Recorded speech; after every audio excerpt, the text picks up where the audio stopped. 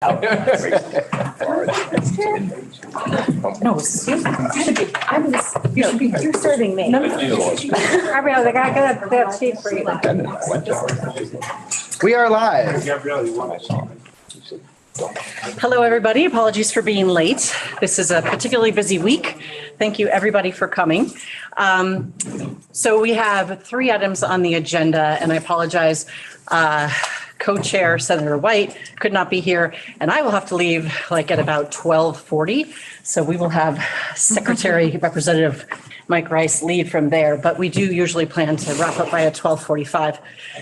So the 3 items on the agenda. First, thank you, Chair Bray, for coming. He's going to give us a quick high-level update. He came in a couple of times in January to give an overview of S5, what it was then. Since it's passed out of the Senate body and come to the House, there have been changes, and so the chair graciously offered to give us an overview. So thanks for the invitation. I'm glad to be back.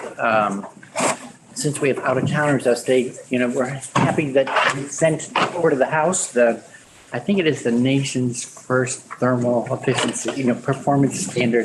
We'll see. We have to get it over the line still. But I really wanted to talk about just a few things. You all know reasons to pass it. There's a law that compels us to make a best faith effort.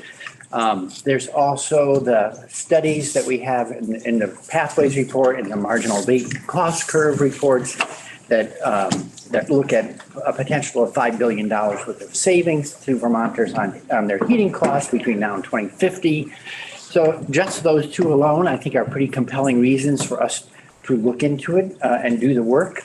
What we ended up doing in closing stages of the bill, I went to a legislative breakfast in Bristol and talked to a room full of, including many fuel dealers, a room full of people who were quite upset about the Affordable Heat Act. And the reason they was not because of what the Affordable Heat Act actually did. It was because of things they had been told might happen to them on the Affordable Heat Act. There was, I think, a $37,000 paid campaign, including television, that shared information that I just say, as heard by the public, ended up causing them a lot of worry. So, for instance, people talk to me, and I'm focusing on this part because I'm concerned that you all may be subject to the same kind of campaign again, and I would like to help people know that you could hold fast to moving S5 forward in confidence. And so here's, for instance, a couple of things that people heard. They said, well, you're going to compel me to get a heat pump. I don't want to get a heat pump. I like what I have. The bill is the participation at the customer level in the program in S5 is entirely voluntary. No one's compelled to do anything. My shorthand for that is Efficiency Vermont never came to your house and told you had to do something. They created a program that offered you an opportunity to do something that if it made sense to you, you might replace a motor, a burner, running a store, maybe refrigeration units, light bulbs. The list goes on and on. Home energy audits. So it was never compulsory. If it made sense to you or your business, you saw opportunities there, you had a chance to sign up. The same thing will be true of S5.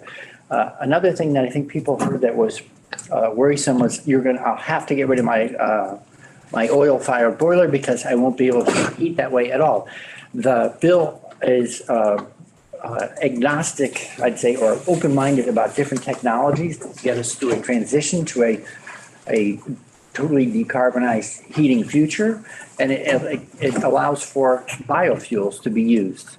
Currently, as I understand it from talking to people who sell and service boilers, you can go to B20, 20% biofuels, 80% heating fuel on any current boiler. Newer ones already go to higher levels without any modification, and modifications are available to bring them higher. So over time, Affordable Heat Act says we're going to go to, even if you just want to stick with your current equipment and continue to burn fuel, we will transition to less and less carbon intense fuels over time. And then the last one, I think this was the biggest thing that was worrisome to people, was we heard it was going to add 71 cents to the price of a gallon of heating fuel. So we had the Secretary of Agency of Natural Resources came in and said, I've done some I think this is fairly close to a quote. So I just want to be fair and as accurate as I can. Just recollect, this is a back of the napkin estimate. I know it's wrong. I'm not sure in what ways it's wrong, but I want to at least talk to you out loud about something I'm concerned about. I'm trying to pencil out potential costs. So the bill as passed is incredibly cost conscious. It asks, or doesn't, I use the polite word ask, it requires the PUC to develop estimates of cost impacts in 2024 and deliver them while they're working on the rule. Come back in 2025 with a follow-up report 1 year further into it. What do we know compared to what we knew a year ago? When the rule itself is brought to the legislature, it will have an economic impact statement in it, and that will tell us even more. If you hear sort of a subtle version of saying, well, that's not enough, like an economic impact statement's not enough, I would just say the Agency of Natural Resources relied on an environmental impact statement as part of the rulemaking that just transformed our automotive sector to put us on a glide path to the no more internal combustion engine sales after 2035. So a massive transition over time for the auto fleet. The economic impact study that was part of that rule was sufficient for that transformation. I would suggest that the economic impact statement for this transformation will also be adequate, more than adequate. And again, there's two reports prior. And then the Department of Public Service is also required to do a report that looks at costs. So this leads, so there will be ample data. One more little bit of a story. The data analysts for the Vermont Climate Council looked at the Secretary's numbers and said they may be off by a factor of 20 to 28. And that would take 71 cents and pare it down to 2 to 3 cents. So we're not proceeding on 71 cents. We're not proceeding on 2 to 3 cents. We're proceeding on a very solid methodical plan to develop cost estimates all along the way.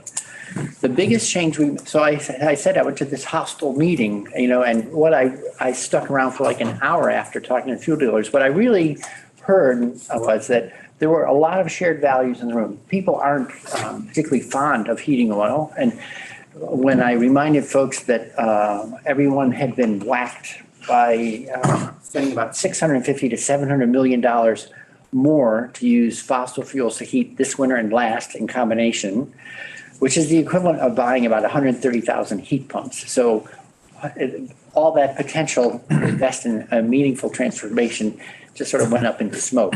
So there is money in the system. There's money moving around. We have the opportunity to do better using the money we have. When we talked after, they said, we know we are already making this transition. A lot of households and fuel dealers alike, I think 60% already install coal-counted heat pumps. Another 20% say they're getting into the business in the coming year. They just said, we don't like all the uncertainty about your proceeding, and there's a default. If the legislature, as the bill as drafted, said the rule will be presented in January of 25, there was a whole legislative session to look at it, and then it would be implemented in June of 25, probably coming live January 26th. Had the legislature not done a thing, that rule would have been filed. It was inconceivable, it remains inconceivable to me that we ever as a legislator would have just sat that out. But for some people, they said, the fact that you're going to look, that's not reassuring enough to us. We want you to take an explicit act. We would like you to evaluate it and only move it forward on the basis of a vote. If the plan is as solid as I hope and expect it will be, we will, I think, all be ready to affirm the plan with a second round of voting. And so that is the biggest change that happened in the last 2 days before passage, that we develop the plan, we bring it forward to January 25. The plan is shelved at that point. What the legislature will have an opportunity to do is evaluate the plan, could modify the plan. We could we could abandon the plan. There's no preconceived notion about what happens to that plan. But that next legislature will look at it, and if it wants to enact it, it will draft a bill, pass a bill. So we get House, Senate, and Governor all affirming in the most public and solid process way possible that that's what we want to proceed. So at this point, if someone's telling you all these things are going to happen, I would just, I want to make sure you know the facts about the bill as passed. And because I think at this point, the only reason not to pass it is to say, I don't care about conforming to the law. And I always feel like we are lawmakers, so we have to be law followers. We swear an oath to uphold the law. And that, I think, requires us to make a best faith effort to follow the law. This is the only plan being offered. If others had another way of doing it, I wish they had shown up, but they didn't show up last session and they haven't shown up this session.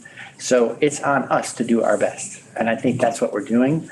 And the other thing is, again, the initial estimates coming out of the pathways report and the marginal basement cost curve report anticipate something in the neighborhood of $6.4 billion in savings for the whole climate action plan, and roughly $5 billion of that related to heating. So are those numbers absolutes? We don't know, but it's a big enough gain that certainly feels prudent on our part to help Vermonters get off of or find ways to better manage the costs related to heating rather than leaving stuck on fossil fuels that have very volatile prices, and every spike is a real difficulty for our friends, neighbors, families all around the state. Again, 650 to 700 million more is a lot of money. And we were never asked, are you willing to ante that up? The quote unquote, the market told us we had to. So rather than just leave ourselves somehow passively subject to the market, I feel like there's the Vermont way of doing things often says, can we step outside of leaving ourselves vulnerable to outside influences and do something better by thinking for ourselves? And I think that's what S5 offers. And I thank you for taking this on. I suspect that you're going to be like the street soldiers who are going to need to be able to carry the word on this and help carry the vote forward. And I think your constituents, unfortunately, will probably hear some things that will make them very worried. And I hope that you can explain what the bill really does and help bring them around. Because in the end, people said, oh, well, if you're going to look at it and nothing automatic will happen, and sure, I'm willing to look at that, get back to me when you have numbers. So that's how we modified the bill. I think it's humble and appropriate to be out listening to our constituents and modifying the bill in order to address their concerns.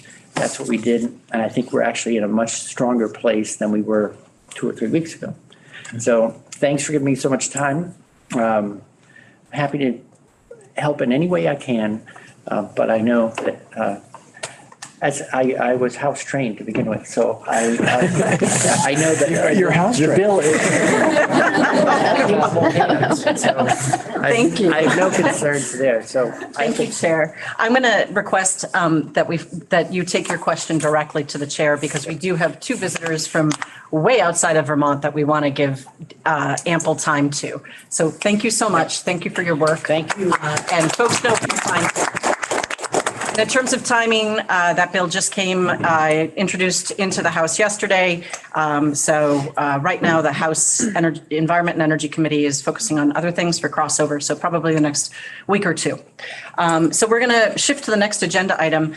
There were two bill proposals that were emailed out. Thank you, Representative Rice, I think Sunday or Monday, which had language. This was a discussion from 2 weeks ago about if there were ideas or proposals to add to our priorities list. There were 3 bills identified as priorities, and then there were like 12 concepts or so on the back. These are 2 bills that 2 weeks ago, folks said, yes, let's see what the language is and discuss a bit. Representative Rice is going to read off the first one, and we can sort of take a straw poll, or see if anybody has significant concerns with adding that as a priority, and then we can shift to the second bill. Thank you. So we'll start with 242, which is Caucus's bill, an act relating to thermal energy networks. I'll just read briefly the summary in case you didn't get to my email on Sunday. The bill, and this is directly from Rep. Caucus, the bill simply proposes to give the Public Utility Commission jurisdiction over the construction and operation of utility model thermal energy networks, nothing more. District geothermal for heating and cooling of Vermont buildings is emission-free, reliable, and efficient. The more buildings added to the district, the more efficient the system becomes. It's perfect for Vermont downtowns, elder and other co-housing, and business blocks. It is an excellent transition pathway supported by Vermont Gas Systems, VGS, and Vermont fuel dealers, as well as Rights and Democracy, Sierra Club, and more. Indeed, VGS has been planning and preparing to implement district geothermal and already has the technology and know-how to implement. New York State passed district geothermal legislation unanimously, which was signed into law in 2022. Currently, there are many district geothermal projects being established across New York State. With at least one Vermont utility prepared to move forward, passage of H242 would enable Vermont to join New York, Massachusetts, and countries around the world in providing this simple, clean heating and cooling system for our communities and making significant contributions to greenhouse gas emission reduction. Thank you, Representative. So the question before us is whether or not there's generally support to say, yes, this is a priority.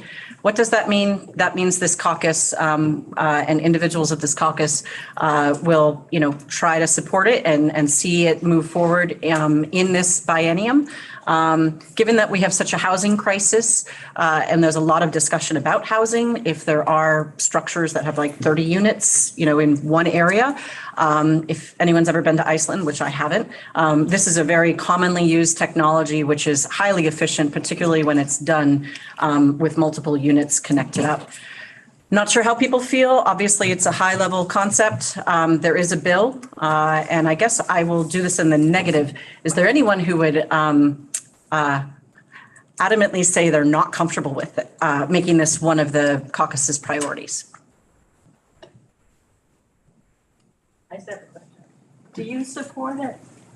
Me personally? Yes, I think it's a wise, essentially what it does is, right now, there is no entity that would oversee the regulatory process for this.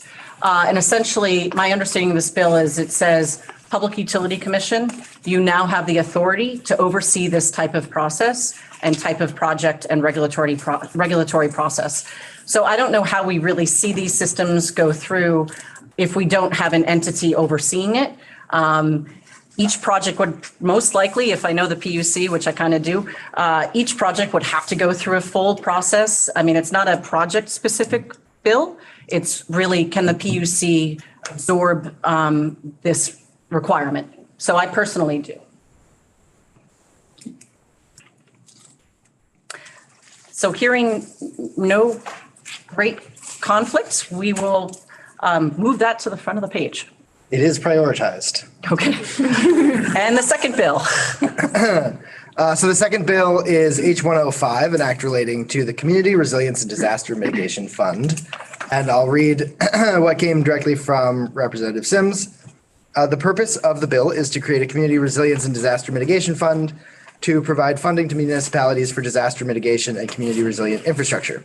As we all know, over the last 40 years, there have been large-scale shifts in weather patterns. Our state has become both warmer and wetter. Escalating weather extremes have resulted and will continue to result in increased residential and commercial property losses.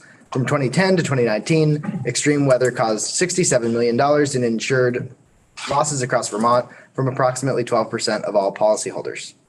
Although state and federal funding is routinely made available to help local communities rebuild after a disaster, there's no long-term consistent source of funds to support the investments needed to prevent disasters from happening and to make local communities more resilient against future disasters. What this bill does is establish the Community Resilience and Disaster Mitigation Fund to award grants to municipalities to provide support for disaster mitigation activities. Those disaster mitigation measures could include things like grid hardening, slope stabilization, watershed restoration, drought mitigation, construction of emergency shelters, and similar activities that directly reduce risks to communities' lives and property and decrease costs associated with disaster recovery. Revenue for the fund is generated by increasing the assessment on certain casualty insurance company premiums. Funding would be awarded to municipalities with priority for projects that use funding as a match for other grants, projects that are in hazard mitigation plans, and projects that are in communities identified as high on the Municipal Vulnerability Index.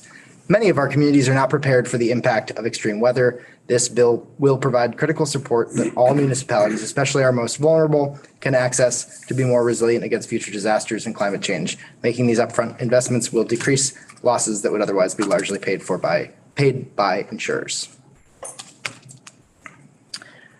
So we'll do the same approach. Really, it's great to have such a large caucus. It's also challenging because it really doesn't allow for much feedback and dialogue. Does anyone have questions, comments, concerns similar to the last sort of bill review process? We have that program in Peter Hans. What is it? Thank you. And I apologize for my coat on because I'm late on a budget meeting right now, so I apologize. Do you want to come in a bit? Yeah, so I apologize for being late. I think there's a lot of merit to the contents of this bill. As you know, I've been working on flood resilience for quite some time. I negotiated the ERAF rule, the Emergency Relief Assistance Fund. I was the state floodplain manager and NFIP, National Flood Insurance Program Coordinator in prior hats and prior lives. So what I recognize and it's recognized in the state hazard mitigation plan, the number one priority is avoidance. And that means H29 should be our top priority, which accomplishes two things. It drives costs by buying risk and champions avoidance over time. So reduced risk reduces costs for recovery and flood mitigation over time. So I would urge us to look at H29. However, I see some great merit of bringing these two bills together because I think in the long run, they accomplish such important goals of achieving over the long run a reduced cost and exposure and harm, while at the same time achieving a long-term funding mechanism that can help supplement the federal dollars we receive through federally declared disasters. And it also, on top of that, addresses some of the other hazards that are described in our statewide hazard mitigation plan pertaining to climate. So there's real merit of bringing them together. And in fact, we've had conversations on the Senate side with Senator White, who's interested in working together, bringing these two bills together. So I wanted to at least bring that to your attention. Reiterate the merit of bringing these two important initiatives together. Thanks, Representative Dillon. We did not have the lead sponsor for the previous bill here, but we do have Rep. Sims here. If you want to chime in based off of what was just said, or.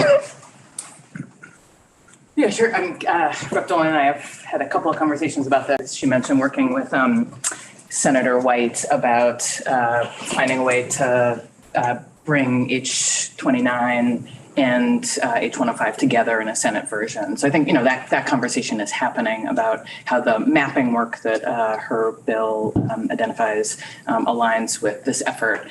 Again, just to sort of like level set, this bill comes from, things that I hear from my neighbors that I'm sure you hear from yours, that even if we stop burning fossil fuels today, our weather is changing. It's already changing. It's going to keep changing, and want to make sure that all of our communities have access to the capital infrastructure funds that they need to keep everyone safe, regardless of where you live. I mean, many of our communities are struggling with their fourth day without power. And how do we make sure that everyone has a place where they can stay warm in the winter and they can get cool in the summer, and that we are investing upfront in climate resilient infrastructure rather than paying, as we all do with our insurance policy now, is to clean stuff up after.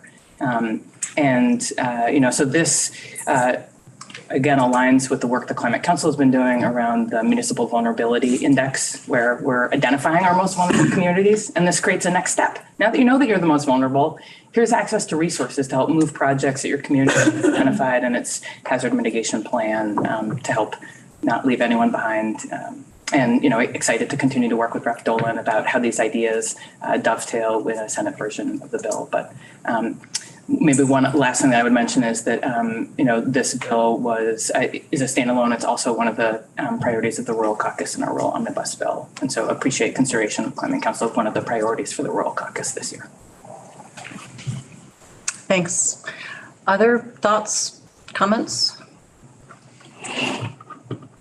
I would have to agree with Rep. Dolan that H29, the Rivers Bill, should be the top climate resilience bill, and then bring in aspects of H105. Okay, any other thoughts or comments?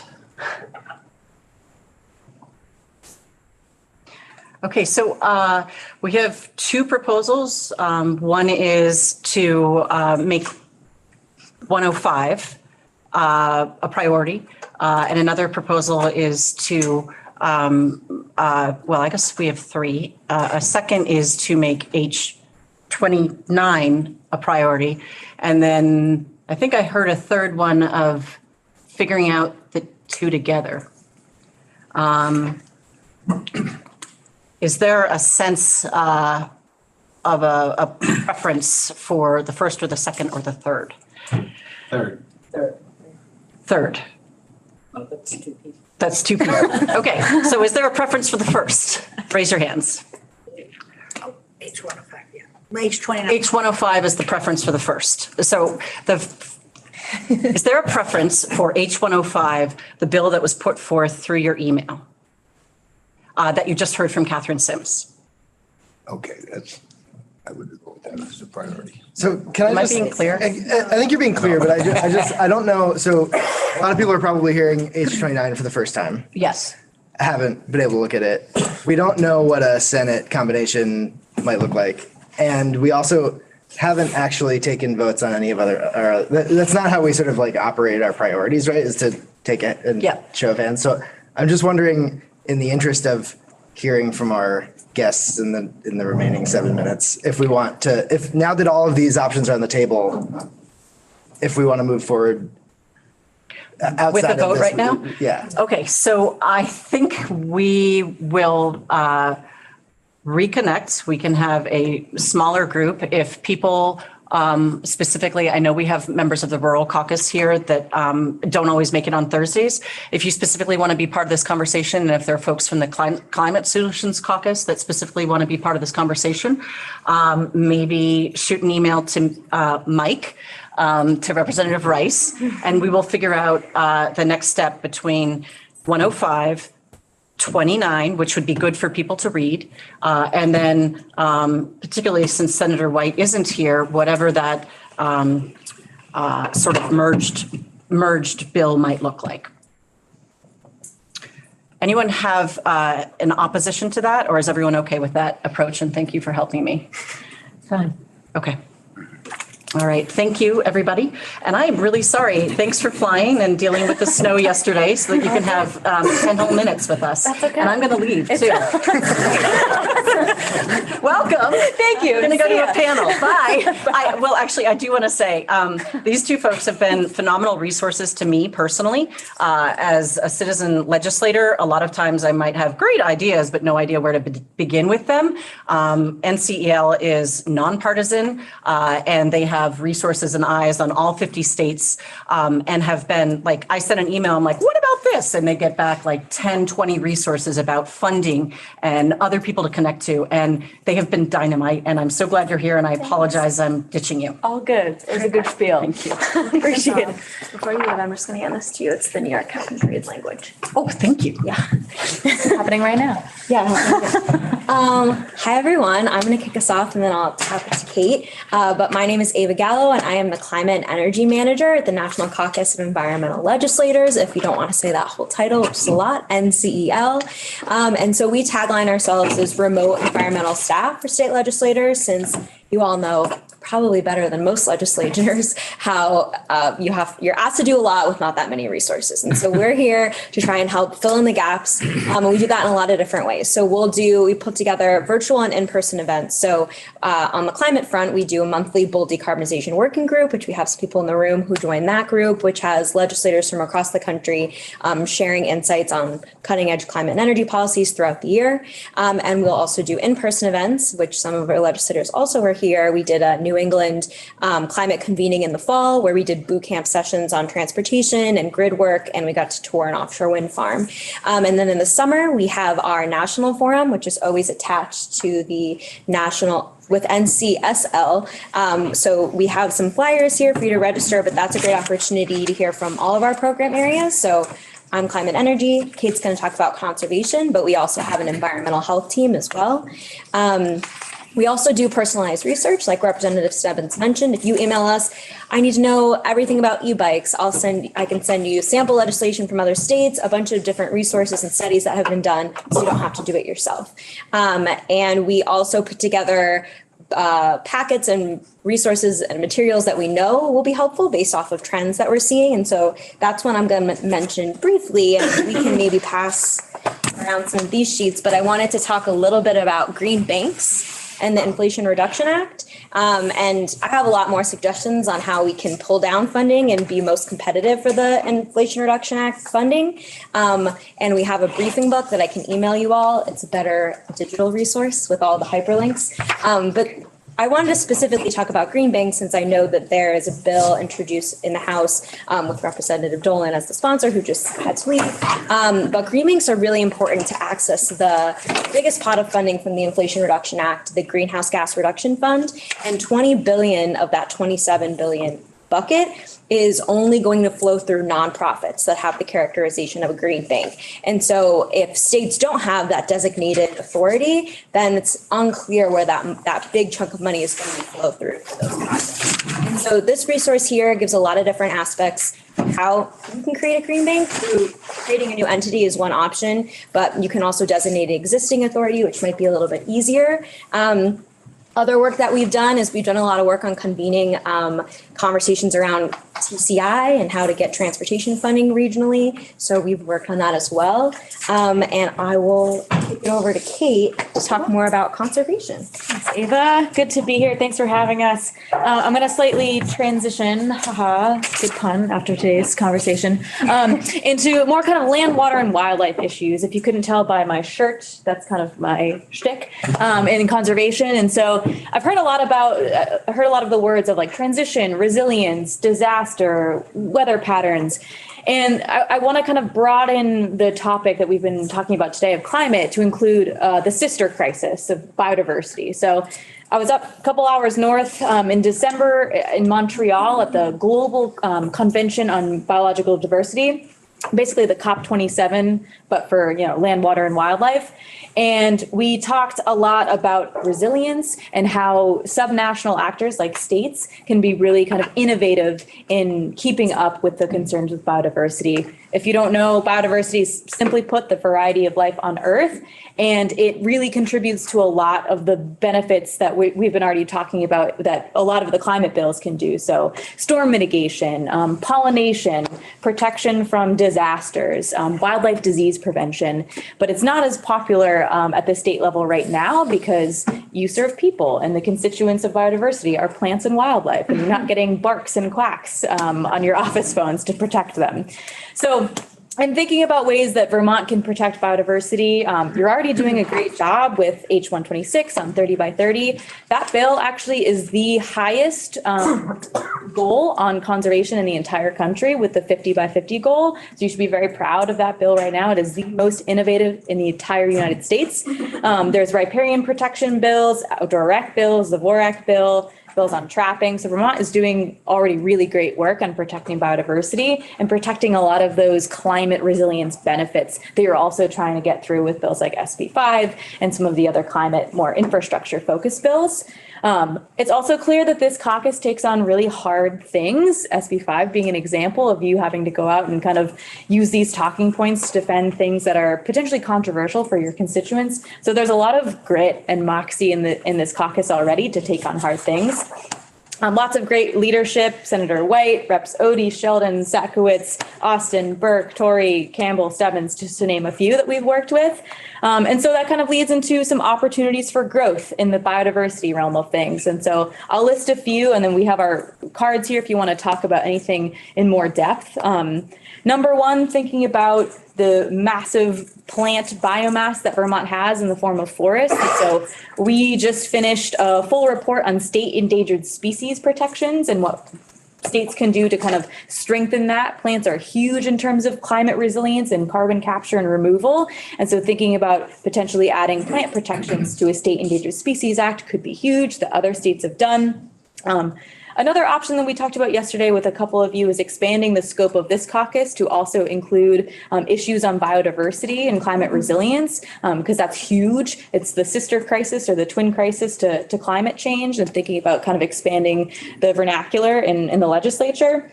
Habitat connectivity is another one that I know VNRC is already working on. That's huge for climate resilience and also public safety, and tends to be one of the more bipartisan issues across the US that we're seeing. Invasive species, I know, has already been worked on with the aquatic nuisance bill. That's a huge one. Outdoor access, like I mentioned. And then I'll just close with a big opportunity, which Ava kind of alluded to, which is all of this federal funding available through IIJA, the Inflation Reduction Act, and the America the Beautiful Challenge, which is open right now. It's $116 million available to states, agencies, tribes, and some NGOs to get projects on the ground in the form of watershed restoration or species protection or habitat protection for outdoor access. I talked to a couple of you yesterday on how to best leverage that as legislators and as lawmakers, whether that's appropriating money for matching funds or partnering with tribes who have a full 100% match from a group called Native Americans in Philanthropy. And last year, a third of recipients for the America the Beautiful Challenge were tribes. And so they're way ahead of the game in terms of kind of getting access to this money. So there's a lot available, and we are happy to help you do it. I know you are so busy, it's crossover, there's a lot going on. We can provide technical assistance, get you in touch with people to write letters of support, help you with the grant, help you identify projects. This is our bread and butter, and so we're just happy to help in any way that we possibly can. And if you are so curious and want to talk more about butterflies and green banks, we will be at VNRC later tonight with our annual Bills and Brews event. That is the first one in person, and so come hang out with us, VNRC and Vermont conservation voters, to talk more about ways that we can support your awesome work. But just wanted to say thank you. I live in Boston, and it's so refreshing to come up here and see snow and plants and people in wool sweaters and flannels and good beer. So I just really appreciate all the work that you've been doing. Thank you. Thank you. I just want to reiterate, Ava and Kate presented a wonderful conference in Providence this fall. Several of us attended, and it's really great to connect with you and to have you here, and look forward to working with you further. Likewise. Just a couple other things. Thank you. Yes. Other reminders that were in your email. VBSR is all around today. They're hosting a networking event at 3 Penny. It starts at 4. So if you're desperately searching for something to do before you go to VNRC for the NCL event for an hour, you can do that. And then tomorrow, Youth Lobby and other young Vermonter climate activists will be in the building. They'll be in the cafeteria in the morning. There's a press conference at 11:30. And then they've invited everybody to join them for lunch, also at VNRC, to hear from the most important climate activists in the state. So hope some of us can make it to that. I have something to add also. Mike had sent around a reminder about a couple of things. One of them was a presentation by Agency of Transportation on the carbon reduction strategy that they're required to draft, and they're in the process of drafting now. They're required to draft it by, I think it's the IIJA, that provides something like $23 million over 5 years, if I remember correctly, to Vermont to implement carbon reduction strategies. Anyway, there was a presentation, I think it was Monday evening. So they asked us to, they invited us on Monday. Nobody showed. One legislator showed up. We explained to them that a lot of us were traveling on Monday when we wouldn't have been because of the snow. Right. And also that this is a particularly busy week. We're going to work directly with them Yeah. to get a handful of interested legislators to confirm that they will be present for a time, probably the first week of April. Just wanted to nudge you.